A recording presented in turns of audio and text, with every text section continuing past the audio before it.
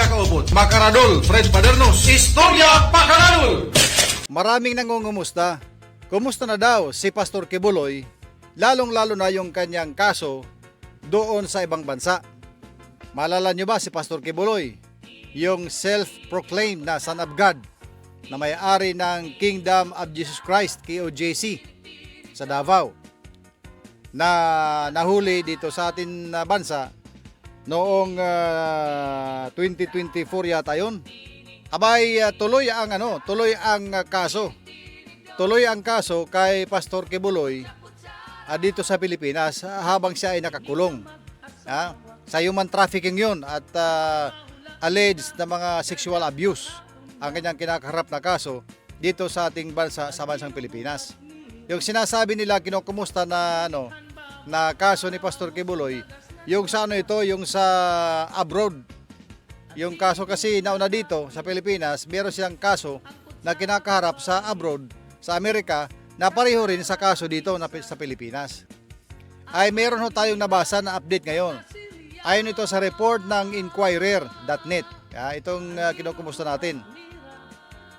Ayon sa report ng Inquirer.net, ay may nangyayari sa kaso doon sa Amerika laban kina Kibuloy at sa kanyang mga kaalyado. Kaya nga ito may pinakabagong inilabas na balita na sinasabi Kibuloy co-defendant sentenced in US immigration fraud case. Yun ang pinaka-headline. Ibig sabihin na isa sa mga kaalyado ni Kibuloy dyan sa kanilang kaso na kinakarap na immigration fraud ay mayroong nasintensyahan ng kaukulang sentensya, parusa dyan sa kaso na yan.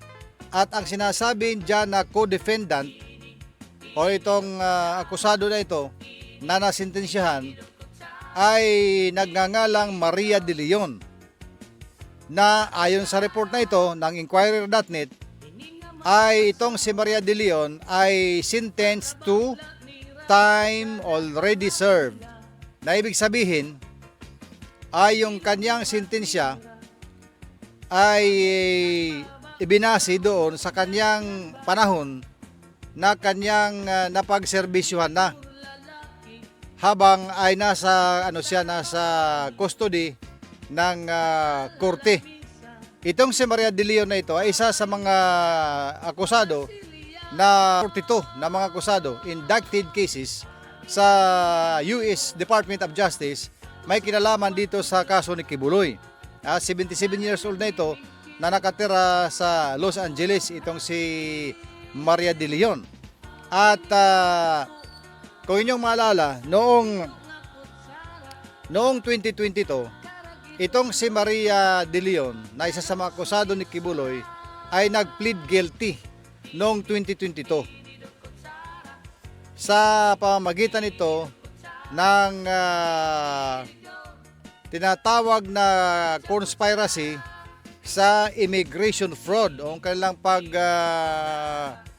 panluloko, kanilang anomalya, kumbaga ganyan, sa conspiracy nila sa immigration fraud.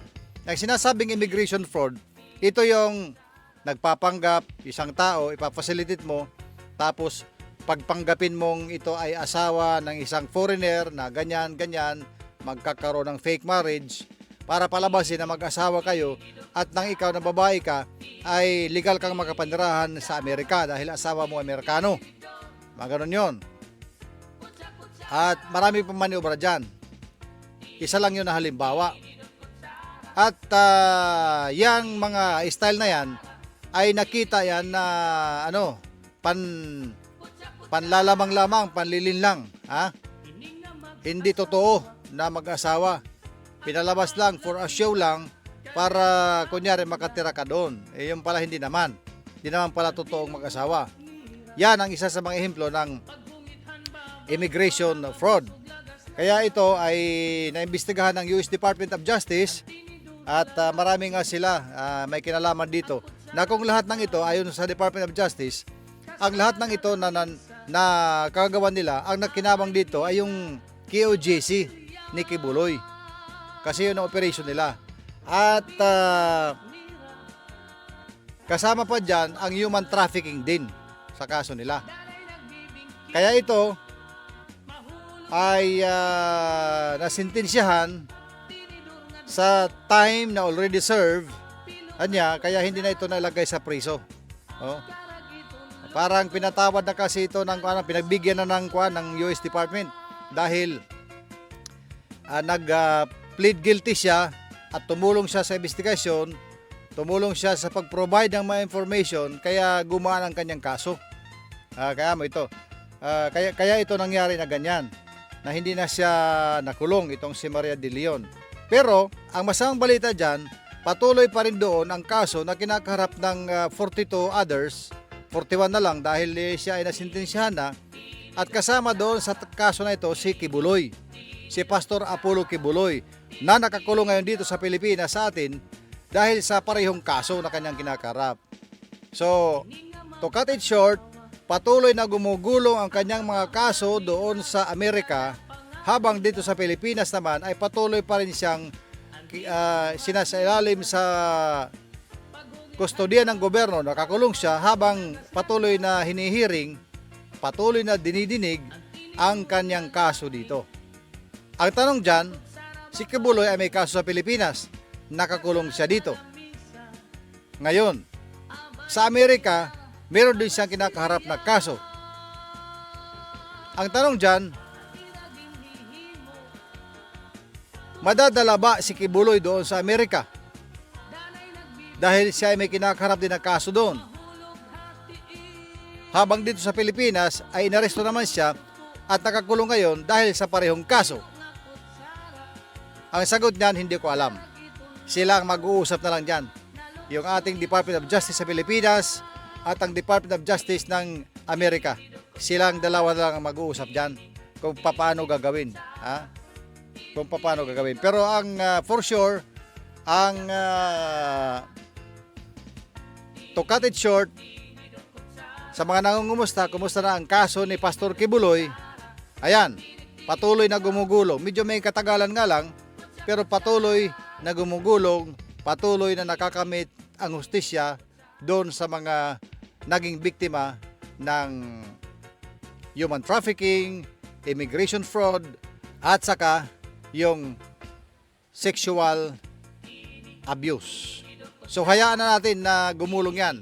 Nag-update lang tayo dahil dyan sa pangumusta at dahil dyan sa bagong balita na lumabas. Sinasabi kasi ng iba na wala na, tahimik na yung kaso ni Kibuloy. Wala, hindi tahimik. Patuloy na gumugulong at may katagalan nga lang dahil proseso na ito. Kaso na nga ito. Proseso na, tumatakbong kaso. Lalabas ang mga balitang bago dyan pagka mayroong panibagong desisyon ang korte. Kagaya niyan yung sa US. May bagong lumabas dahil may sentensya, lumabas. Pero hindi na ibig sabihin na kada hearing na lang, kada hearing, kahit walang masyadong ibabalita ay ibabalitan lang. Hindi yon. Pagka nagbabalita ang mga tagapagbalita ay pinipili yan ang mas mabigat, mas may laman na balita. Kung hearing lang ibabalita mo, walang laman yun. Sabihin lang na nag-hearing kahapon kay Kuan, walang masyadong walang laman. Pero pagka ganyan, may nasintensyahan, may yan ay balitang-balitang ayan. Kaya yan ay binabalita. Okay? So yan na muna ang update natin sa kaso na yan. Dito lang yan sa Istorya Pakaradol sa Radyo Abante is JTV.